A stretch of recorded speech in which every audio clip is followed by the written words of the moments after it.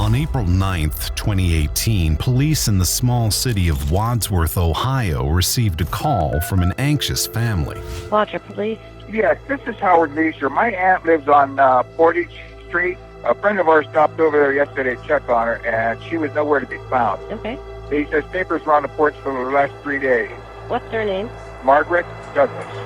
Margaret Douglas was 98. Her relatives, worried that she hadn't been seen in 3 days, called the police to report that she was missing. At nearly 100 years old, her age was usually their primary concern, that she might have had a fall inside her house or otherwise experienced a health issue. It therefore rang serious alarm bells that she couldn't be found inside her house at all. We don't know where she's at. She's 98 years old. Did she live there by herself?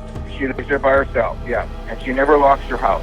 Where was she? What had happened to her? And what did this Ohio teen have to do with it? We just have to figure out what's going on with you, okay? This is the chilling story of Margaret Douglas's tragic demise. Wadsworth is a small, pleasant suburb of Akron, Ohio. With a population of 24,007, its crime rate is around average for all cities across the U.S., with a 1 in 663 chance of falling victim to a violent crime, far lower than the rate in Ohio generally.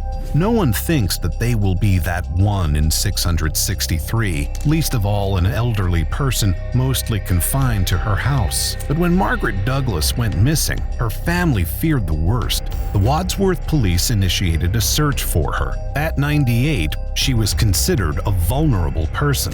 They first searched the house in case she'd fallen in a less obvious place, calling her name in the hope she'd answer, but she didn't. Then they broadened the search, canvassing the area for sightings. It became clear that the last sighting of Margaret alive had been on April 5th at her home, and that the last time her friends and relatives had heard from her had been 2 days earlier, on April 3rd, nearly a week before the search began. Investigators are at the home of a missing 98-year-old woman. Yeah, there have been a lot of questions about what exactly happened here. We know that a family member was in town right before this woman went missing.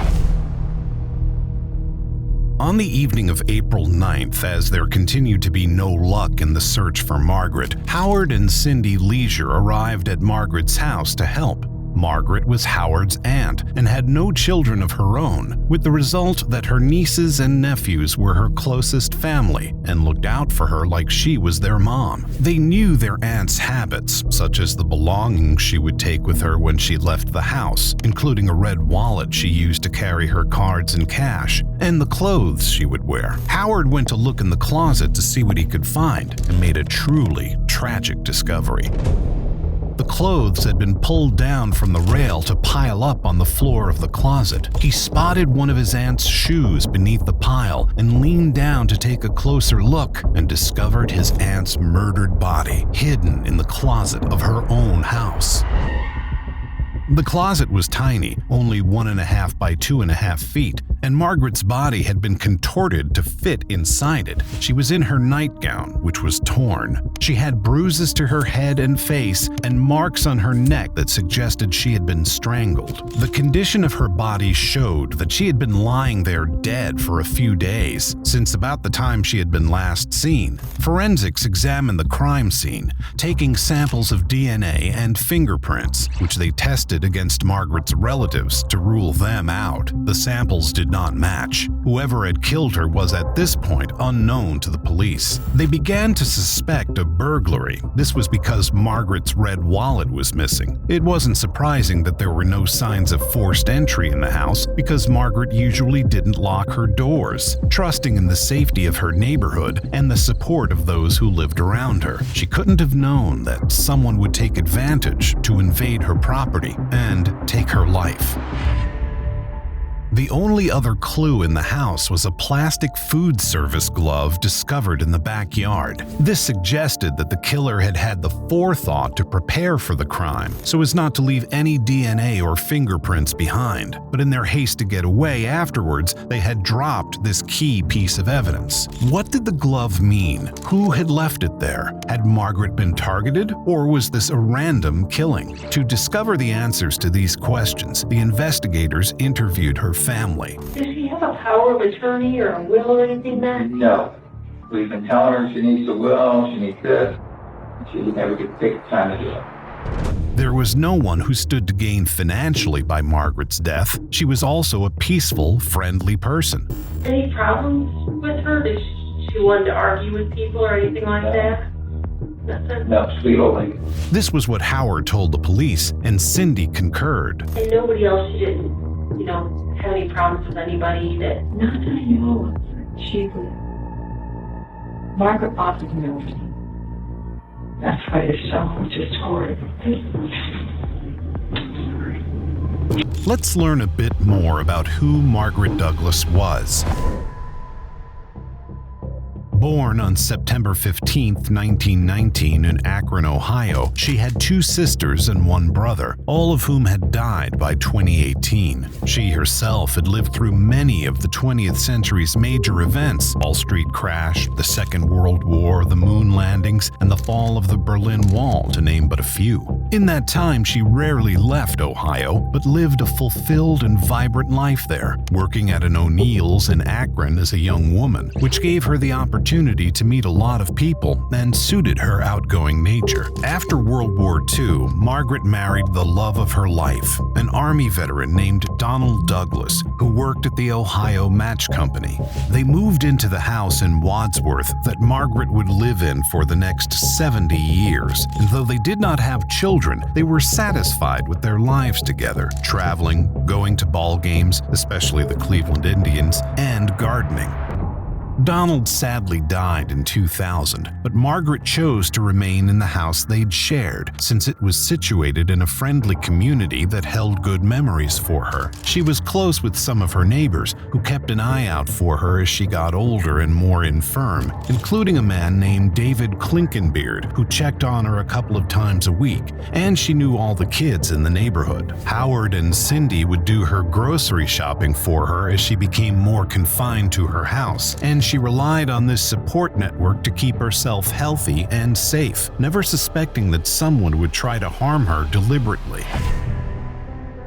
This was a crime that struck at the heart of this suburb, and everyone wanted it solved. The police continued to canvass the area, and they uncovered a string of car break-ins where small items and change had been stolen. They also wanted to speak to David Klinkenbeard, who wasn't answering their calls. They continued to investigate until the officers noticed someone watching Margaret's house, smoking a cigarette. It turned out to be David Klinkenbeard. He no longer lived in the area, but he wanted to know what was going on and had been conducting his own amateur investigation. The police found this suspicious. He seemed to know details that the public weren't aware of, such as where Margaret had been found and what she'd been wearing at the time. So, on April 11th, 2 days after she was found, they brought David in for questioning. He said he'd last seen Margaret on Wednesday, April 4th, when he'd come over to help her with her trash cans. You didn't come by on Thursday or Friday, not Sunday. No, not Sunday.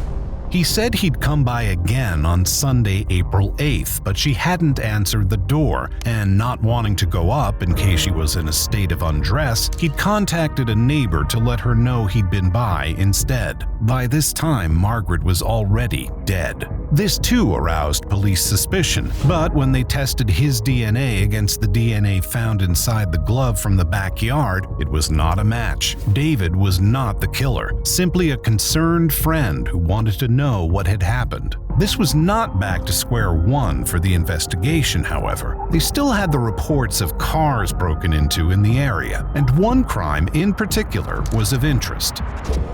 It had taken place in the early hours of April 8th, the day before Margaret's body was discovered. It was a carjacking, an extreme escalation from the reports of petty break-ins, and it had taken place very near to Margaret's house. The victim was a local man called Paul Shalod. 50 years old, he was a church worker and a charitable Good Samaritan. So when he saw what appeared to be a young man, not even 20, limping down the sidewalk in the early hours of the morning, morning, he told the investigators he pulled over and asked if this young man needed help. This would turn out to be a grave mistake.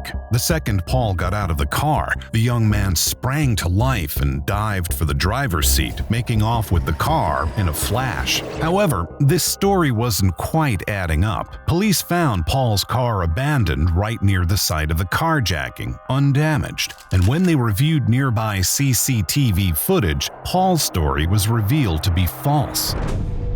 The young man hadn't been limping, and Paul hadn't stopped to help him. In fact, they'd had a lengthy conversation, with the man leaning into the passenger side window before the man got into the car. A further few minutes passed before Paul suddenly jumped out of the car and the man sped off with it, the only part of the footage that matched with Paul's story.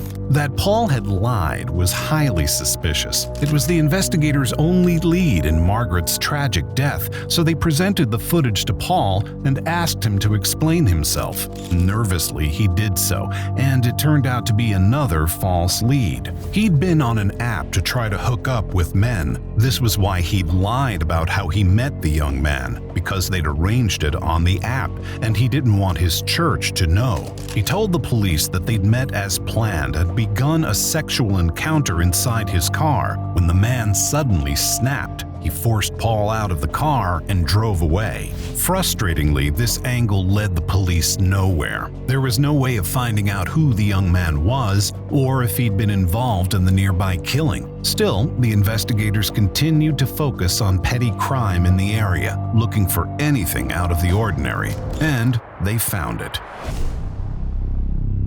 On the night of April 13th, 4 days after Margaret's body was discovered, the police department received several calls about two young men behaving antisocially in Margaret's neighborhood. They also received a call about a break-in to a trailer at a nearby construction site, and one of the perpetrators had left their phone behind at the scene of the crime. This phone belonged to a young man called Zachary. Zachary was already known to the police for petty theft and carjacking, but this time they wanted him for something far more serious: the murder of an elderly woman. They found him sleeping in his car in the local high school's parking lot, and they brought him in for questioning. When confronted with the evidence of his cell phone, he admitted having committed the break-in at the construction site, though he denied any involvement in Paul's carjacking, and he did not admit to the murder. But the CCTV footage taken on the evening of April 13th didn't only show Zachary, it showed someone else too. When the investigators revealed they suspected him of killing Margaret Douglas, Zachary cracked under the pressure and confessed that he had an accomplice who had planned all of their petty crimes and had himself done something much worse.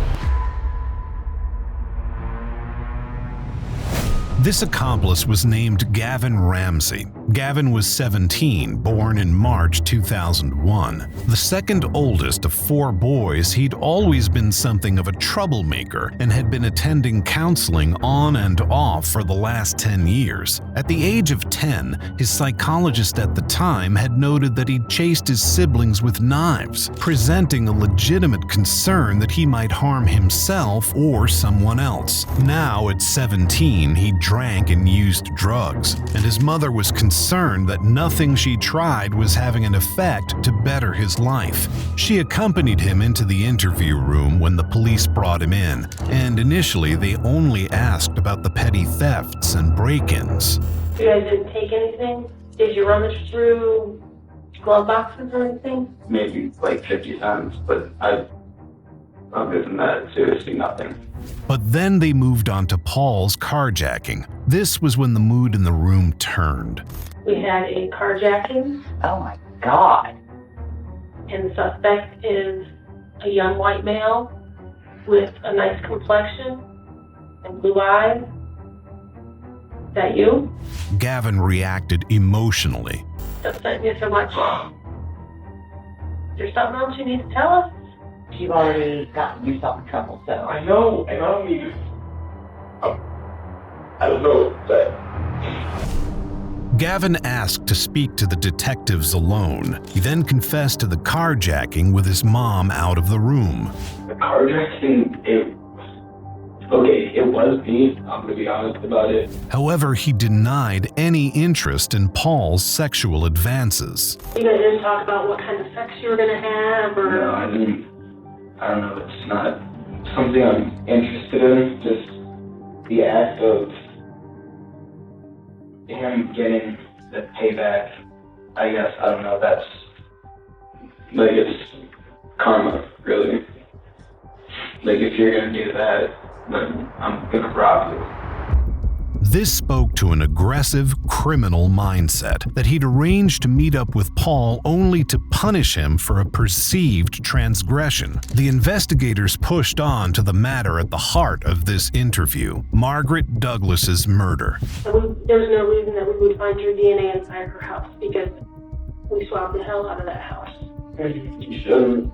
Gavon denied involvement in Margaret's murder. At this point, the police only had evidence of his petty crimes, so they let him leave with his mom. But they had one request. They asked to see Gavon's phone. They told his mom they were looking for evidence, maybe that Gavon had been victimized by men like Paul. But what they found would break the case wide open. Gavon's Google search history was full of searches for the Margaret Douglas case. And far worse, his camera roll contained photos and videos of Margaret Douglas herself, taken the night she'd been killed, Friday, April 6th. At first, they were shot from a stalkerish vantage point, while Margaret didn't know she was being watched. And then they escalated as Gavon attacked. He strangled her and then proceeded to shoot footage of her dead body, including of a sexual nature. These images and videos were kept in a secret folder named Dark. It was password protected, and its password was murder. The police brought Gavon back in for questioning. Armed with this concrete evidence, he could deny what he'd done no longer. So, were you in her house for a little while before you woke her up? I mean, I came up onto the porch, and I didn't even know what I was gonna do. And I looked in the window and everything. I don't know, I felt like going into a house is like the biggest adrenaline rush I could get. Gavon admitted to killing Margaret, but claimed he hadn't known what he was doing at the time. By the time I even realized what I was doing, it was too late to stop anything. So when she died, was she on the couch or on the floor? Floor. Gavon described in detail the act of killing her when she woke up, horrified to find an intruder in her house taking pictures of her. He also described how he'd hidden her body in the closet, piling clothes on top of her so she wouldn't be found. It was like adrenaline and shock at the same time. So like, 1 second I'm like, I don't know, adrenaline. Like, And the next thing you know, it's like an overload. I don't know what's happening. The investigators acted with sympathy to his claims of adrenaline and confusion, coaxing him to open up before he made a further sick revelation. I didn't know whose house it was at first until Had you talked to her before? I know we discussed this a couple times, but... it was going to, like when I was 13 or 14, going to shovel driveways and stuff. You know, when I was actually doing something good. Gavon, who lived in Margaret's neighborhood, right around the corner from her house, had known her. Before his turn towards more antisocial behavior, he claimed to have been a helpful kid, helping his neighbors shovel their driveways, including Margaret Douglas. But knowing her attacker hadn't saved her. I think about it a lot, and I feel like bad about what I did. Like I don't, like I feel bad, I know it's wrong, but I can't express the emotion. If she was here, what would you say to her? I'm sorry. That was never meant to happen. If I could take it back, I would. But Gavon couldn't take it back, and the picture of remorse was complicated by his next admission. I'll be honest, this Saturday, like, just 5 days from now, I was gone. I was leaving. You're gonna run? I just needed gas, money to get somewhere, and I didn't care what happened. If the police hadn't found Zachary, and if Zachary hadn't told them about Gavon, Gavon might have escaped without ever facing justice for the awful thing he'd done to a defenseless elderly lady. Unfortunately, I think he would have hurt more people. Was that in your plan? I mean, that wasn't in my plan, but I could see that happening. It seemed the police had stopped a potential serial killer in his tracks.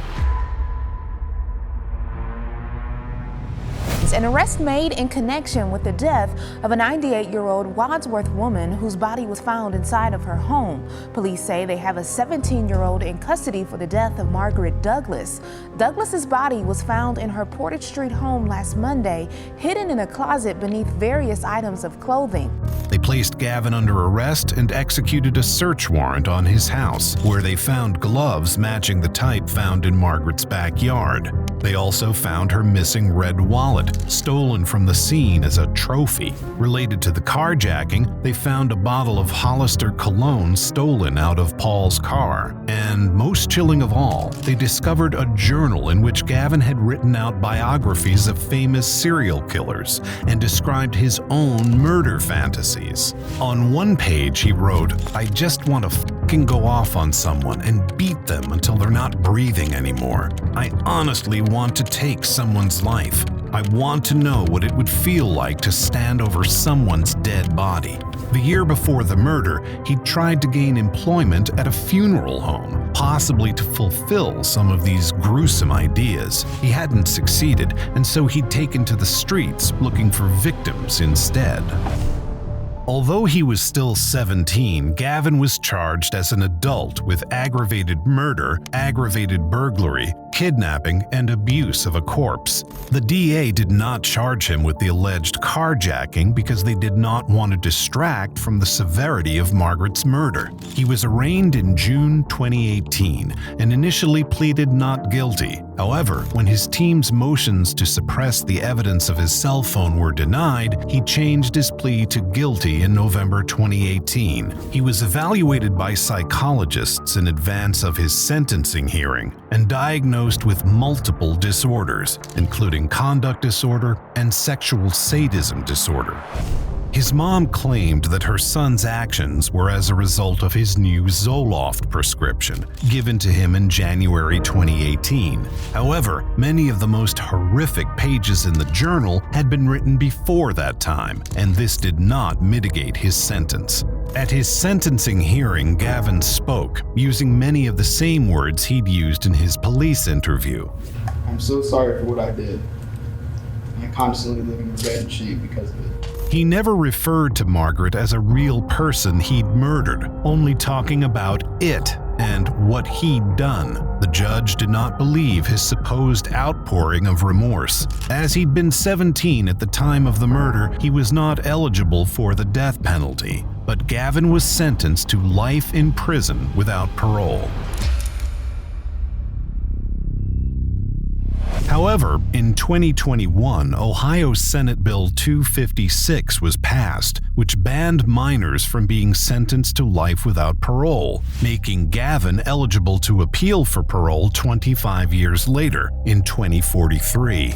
Margaret's family is firmly against this possibility. Her great-niece wrote, "There are criminals who cannot be reformed. Gavon Ramsay is one of them.